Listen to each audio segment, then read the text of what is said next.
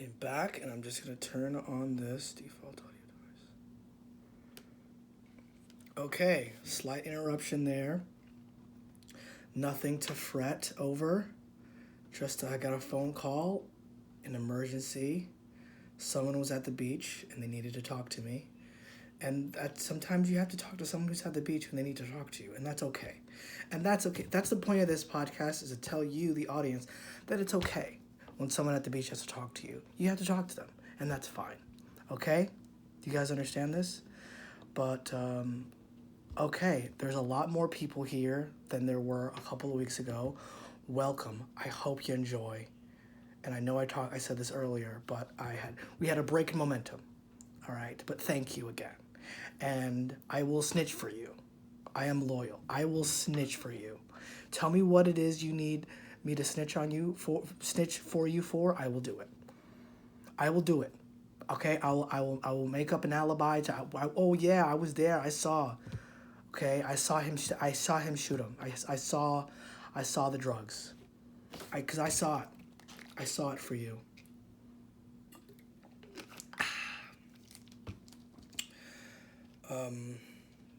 I have a show. Oh my God, guys, we have a show.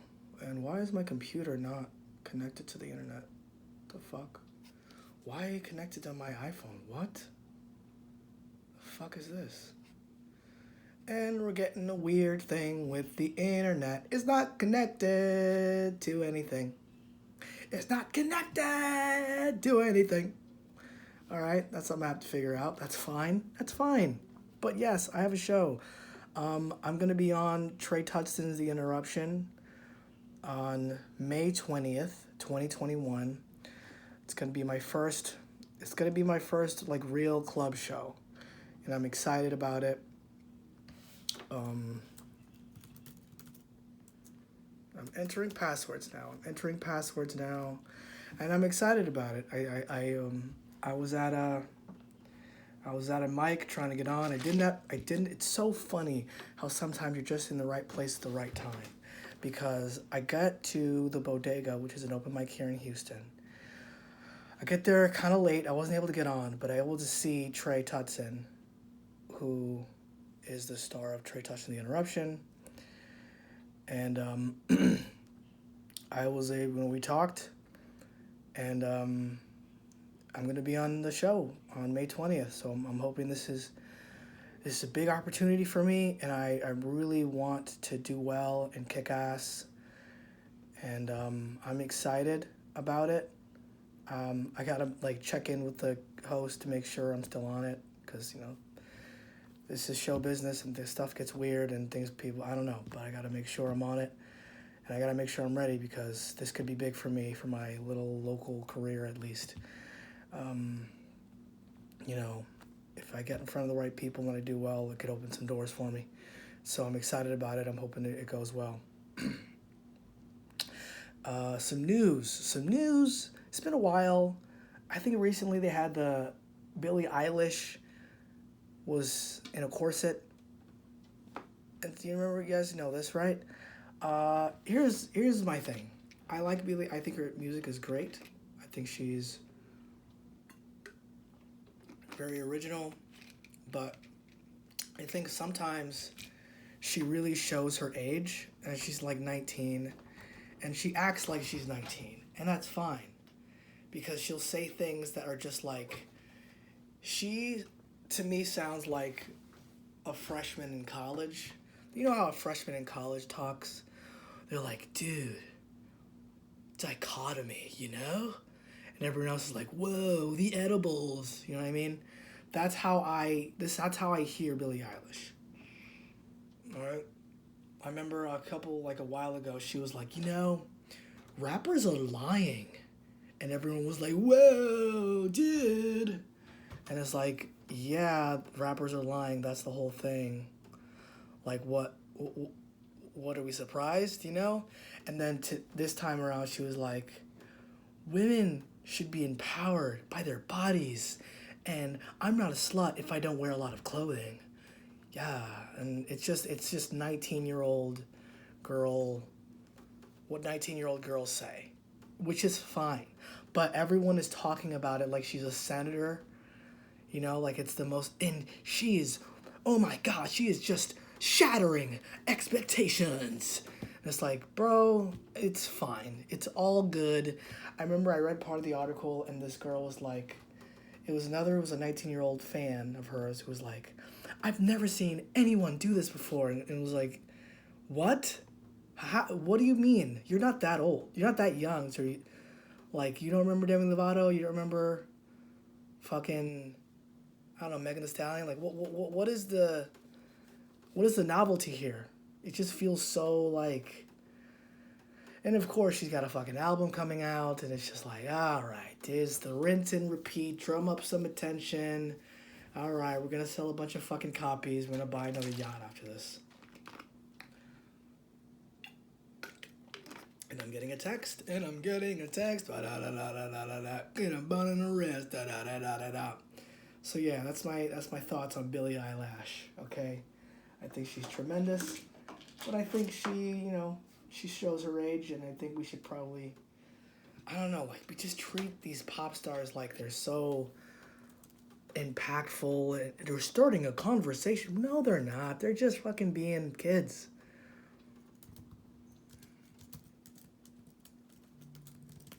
Oh shit. Now I'm getting text messages. So, yeah, that's the thing. That's Billie Eilish, and I think she's tremendous. But now what else is going on? See, this is why I need to prepare more for this podcast. And if you're still listening, I fucking love you, but I gotta get better at this. All right. I don't know if there's any baseball fans, but baseball goes through this thing where the pitchers get really good and they have to change some rules. And I think it's about time to change some rules again because these guys are ridiculous. These pitchers are throwing. It's getting insane. There have been 2 no-hitters this week. That's not supposed to happen.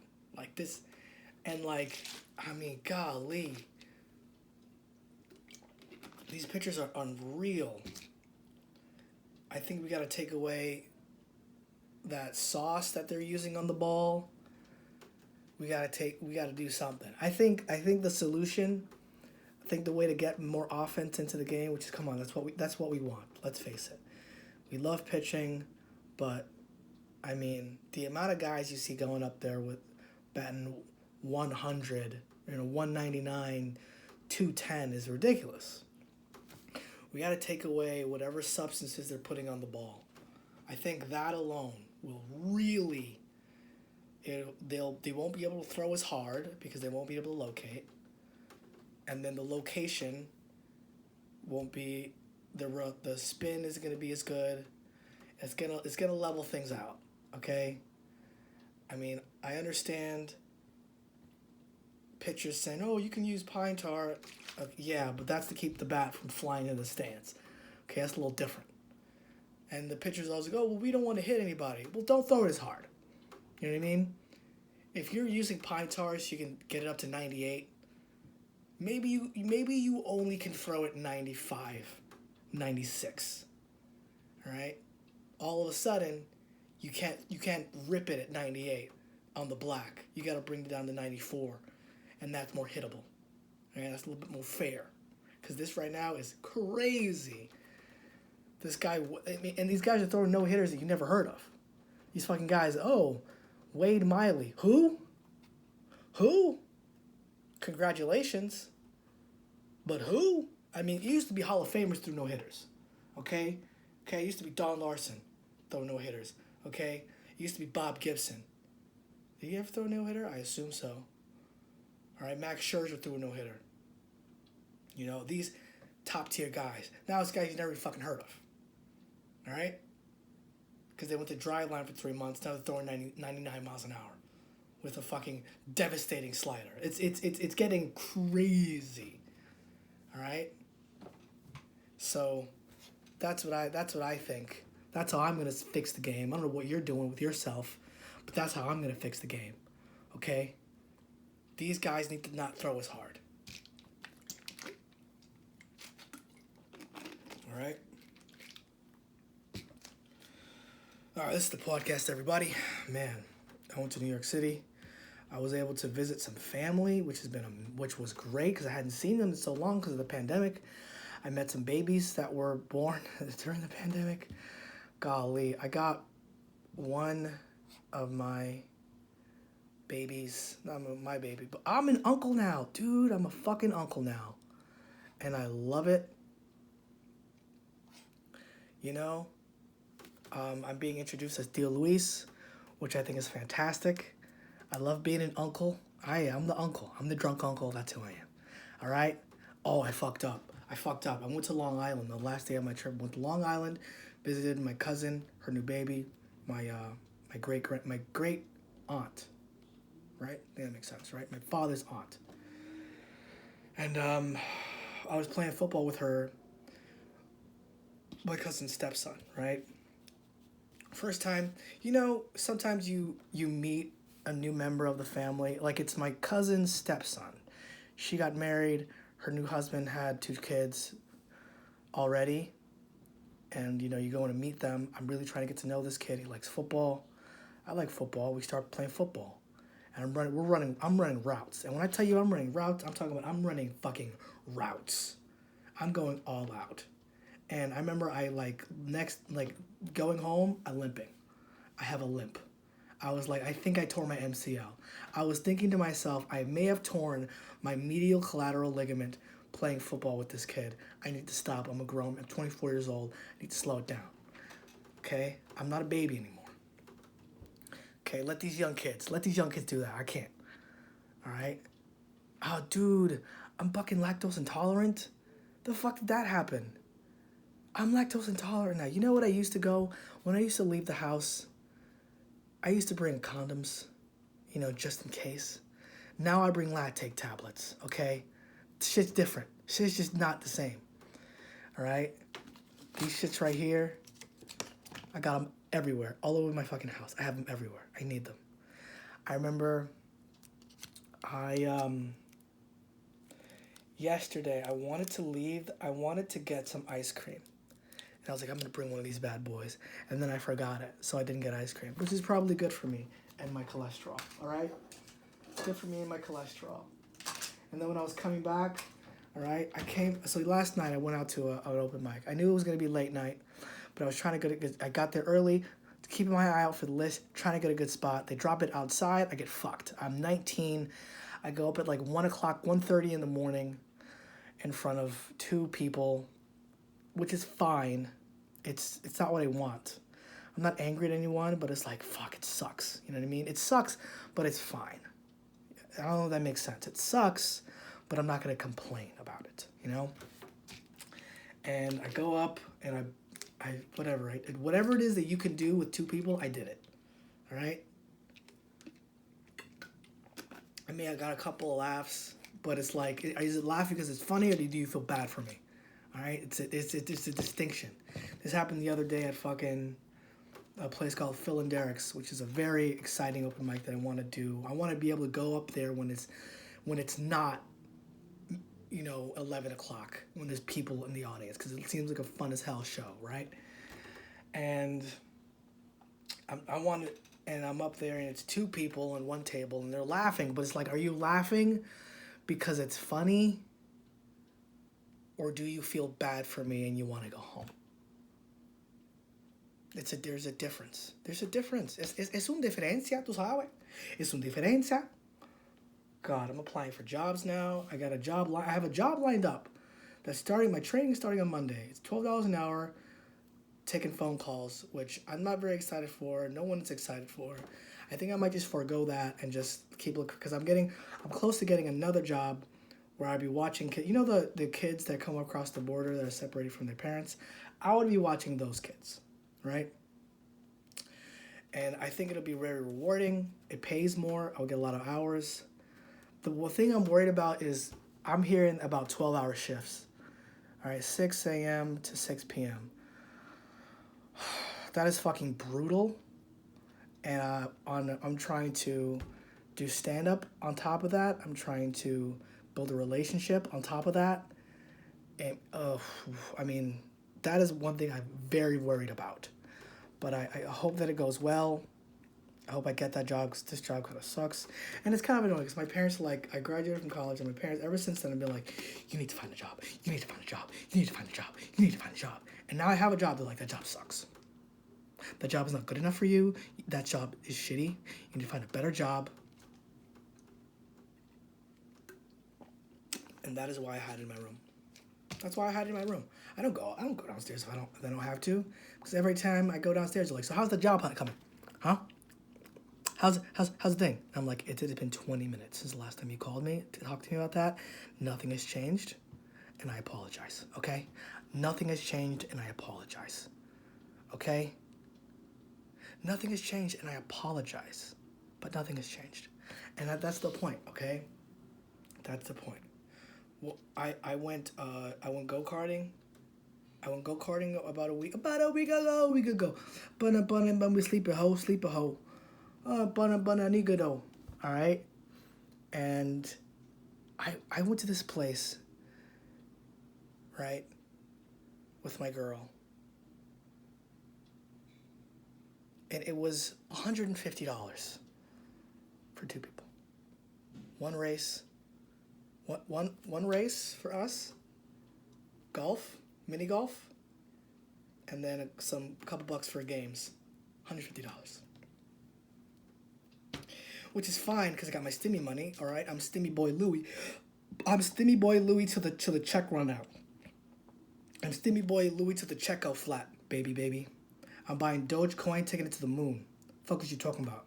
I'm Stimmy Boy Louie. All right, my name is Luis de Jesus, aka Stimmy Boy Louie, aka Professional Snitch, aka my mom keeps talking to me about jobs, aka my dad wants me to cut the grass, aka the grass was actually, I cut the grass today, it wasn't that hard. I cut the grass today and it wasn't that hard. My dad was like, Louis, you have to cut the grass. And in my head, I'm like, fuck, I gotta cut the grass. It's gonna take forever. And it was fine. It was like 15 minutes and it wasn't that difficult. All right, it was cool. I got a little sweat in. You know, my heartbeat was up, was elevated. You know, get a little exercise. And it was all good, dude. It was all fucking good, dude. It was fine. It was no big deal.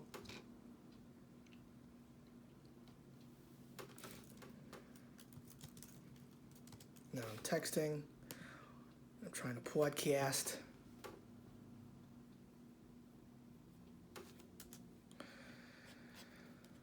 I'ma whip the shit till my bones relax. Music is like magic. There's a certain rhythm you get when you really spit. And niggas are feeling your shit. This is your moment. Cause every time you're spitting, the button trying to hold on and you never get it again. And while you're in it, try to get as much shit as you can.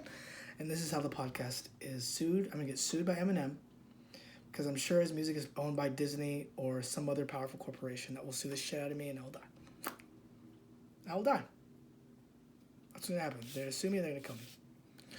I'm watching, it's so weird because I'm on Instagram and I see all these people graduating. And I'm like, fuck, people are graduating. And I graduated. And it's like, damn, people are graduating. Does that make sense?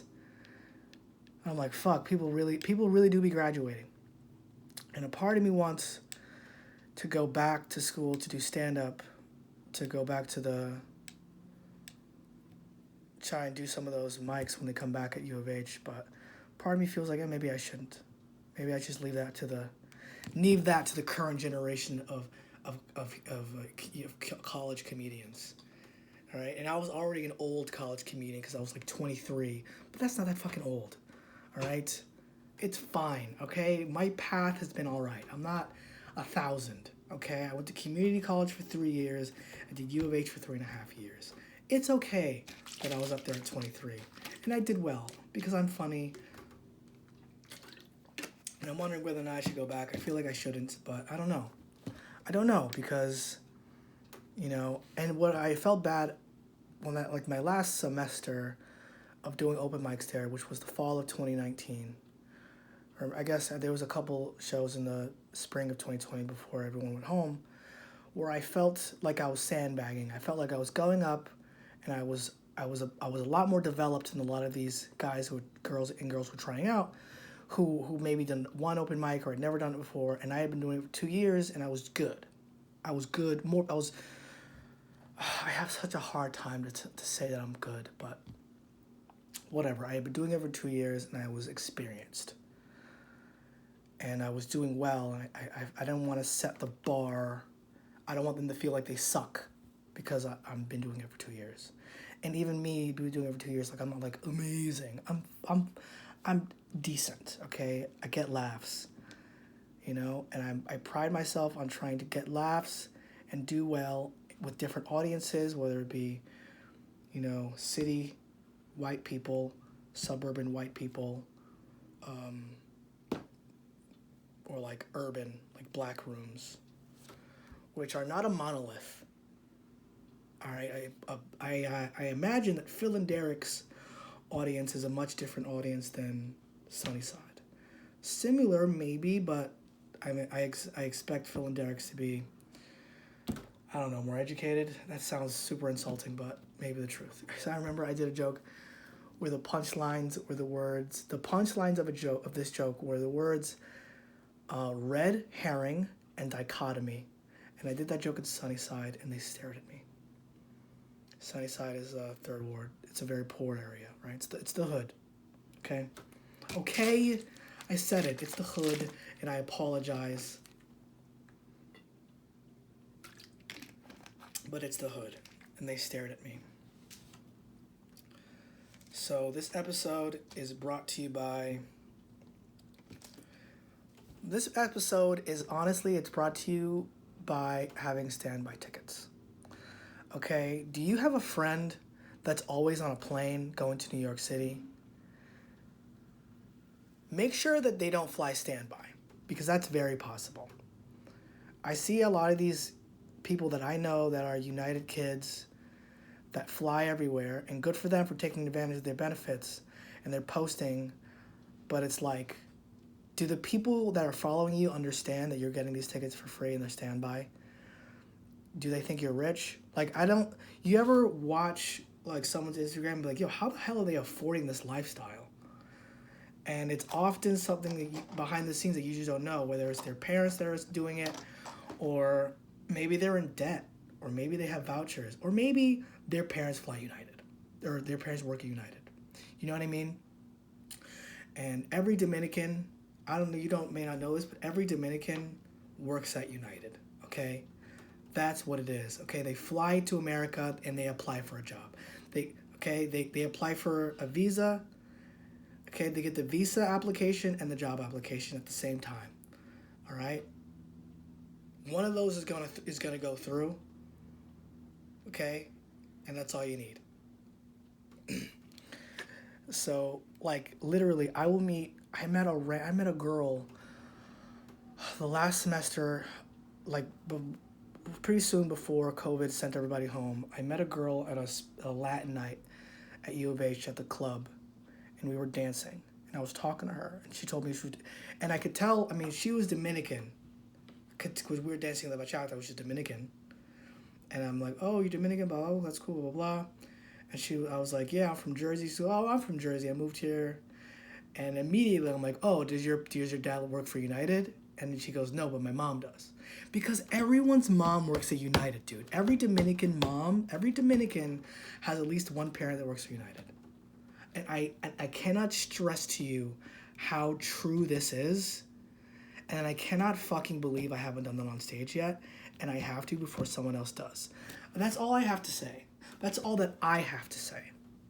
And I'm gonna sign off soon. I appreciate anyone who's listened to all this far. If you can leave a review for me, that would be great. If not, I appreciate you fucking listening, dude. I don't know. I'm gonna pull up my social media. That's just Luis. Let me pull up my Instagram. All right. I appreciate you listening, and I love you all, and I want you to be successful. And I'm getting a phone call from my mom, and maybe that's where I have to sign off. All right. This is Luis De Jesus. I appreciate you. Lonely Road. Peace out.